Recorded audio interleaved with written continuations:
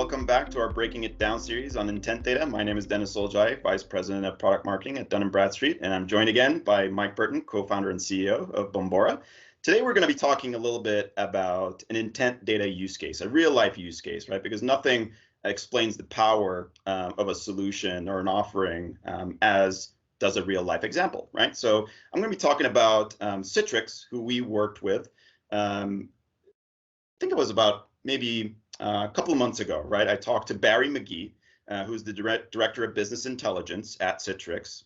Their use case was account-based sales, right? So they basically used intent data as a part of their go-to-market strategy to better arm their sales team, right?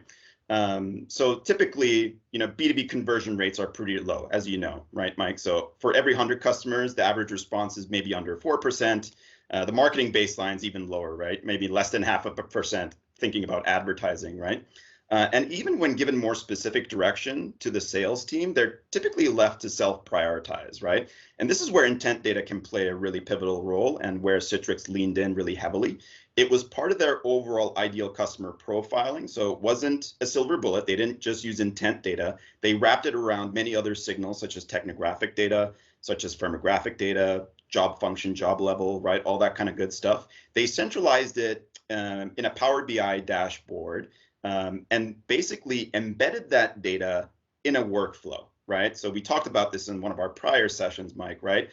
Intent data is only as good as how you can operationalize it, and delivering that intent data, not in just a spreadsheet somewhere or dumping it at the seller's doorstep, but actually what they did was they took that intent data and they sent it directly into the seller's workflow in Salesforce CRM, where they observed numerous benefits in being able to create pipeline faster, right? So they went from months to days or even weeks in being able to generate pipeline. They also were able to see an immense lift in their conversion rates, right? So before, when sellers were left to self-prioritize, conversion rates were about maybe 2 to 3% in Barry's words, and they saw an average of 20%. So that went from 2 to 20%, so a 10x lift in conversion rate when intent data was combined with all of those other signals, right? And in Barry's own words, right, when you find customers that have both intent and fit, that's where you're going to see, right, a lot of the success that they were able to observe. And again, nothing replaces being able to operationalize it in the right way as well. So that's a quick example of how one of our customers have leveraged intent data in their go-to-market. That's great. Yeah, this is just a perfect example of what it's supposed to look like and what good looks like, right? The combination of multiple data types is a big one. Intent data by itself is not magic, right? It needs to be, like we sell B2B data. If we see, for some random reason, some, small business in, some country that we don't cover, surging in interest on intent data, that doesn't make it powerful data. It's useless. Exactly. Combining it with other data elements is really important. What I like about this use case, and we always advise that this is as a starting point, is it's so measurable, right? If you can measure this outbound sales use case and you can declare to the organization, we found a data recipe that's really working at SDR or at that inside sales level, then aligning the rest of the organization around that strategy is actually very easy. Right? It's harder to come top down. If you're doing digital advertising or content syndication, those are great use cases, but they're going to be harder to measure all the way down to revenue.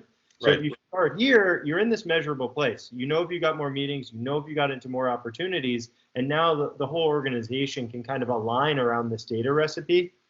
So yeah, this is a great example.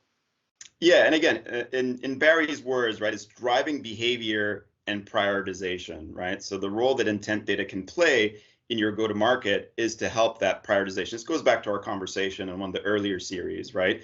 Intent data is definitely not a silver bullet by itself. I think that's one of the common pitfalls that I observe. Again, we talked a lot that there's a lot of noise in the market and hype around intent data, right? It's a very integral, important part of your go-to-market, but you can't use it in isolation, right? It does not replace your ideal customer profile. Like you said, the locations, the industries, the sizes, the revenues, all that matters, right? But when you wrap around intent data around that ideal customer profile, it really supercharges your go-to-market engine, right? Sure, and yeah, and good content and good salespeople and good products. Yes, right? That all matters too. Yeah. It's just this really, really powerful directional data that you can put in the middle of your entire go-to-market. But yeah, this is great.